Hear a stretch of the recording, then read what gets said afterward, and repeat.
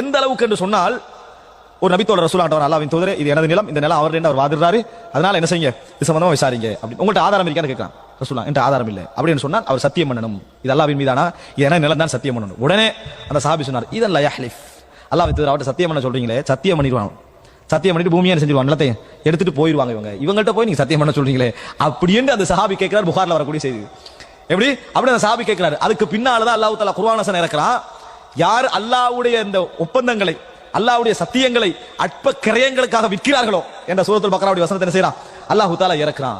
அன்புள்ள சகோதரர், இது ஒன்று. இன்னொன்று, தலவுனோட நிறம் மாறுதலோட அவர்கள் இன்னொரு குணத்தை அல்லாஹ் சூரத்துல் பக்ரால சொல்றான், அவர்களுடைய பாவத்திலும் ஒற்றுமை, நன்மையிலும் ஒற்றுமை. யூதர்களுடைய தன்மை அல்லாஹ் சொல்லி காட்டுறான். அது ரசூலுல்லாஹ் சொன்னாங்க, முஸ்லிம்ல வருது, என்னை 10 யூதர்கள் தொடரேச்சையாக ஒரே நேரத்தில் நபியாக ஏற்றுக்கொள்வார்களாக இருந்தால் லஆமனல் யஹூது குல்லுஹும், எல்லா யஹூதிகளும் இஸ்லாத்துக்கு வந்துருவாங்க, எல்லா யூதர்களும் இஸ்லாத்தை ஏற்றுப்பார்கள். எப்படி? 10 யூதர்கள் ஒரே நேரத்தில் என்ன ஏற்றுக்கொண்டால், 10 யூதர்கள் அப்படின்னா என்ன, அவங்க கூட்டமா இந்த வேலையை செய்யவே இயலாது, தனித்தனியாகத்தான் வரலாம்.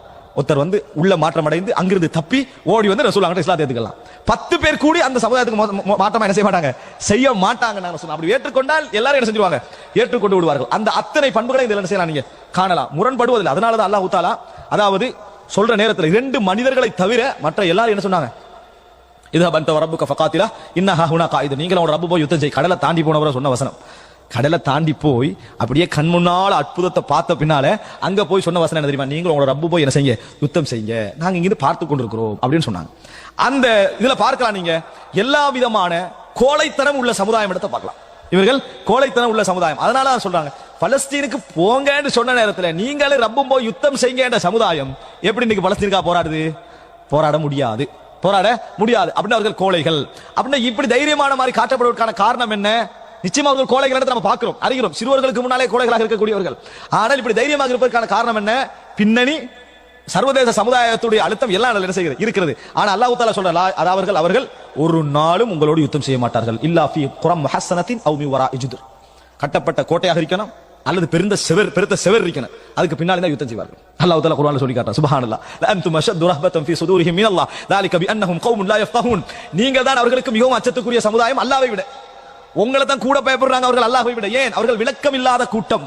அல்லாஹ் தஆலா சொல்றான், அவர்கள் விளக்கம் இல்லாத கூட்டம். படிங்க சூரத்துல் பக்ராவை அன்புள்ள சகோதரர்களே.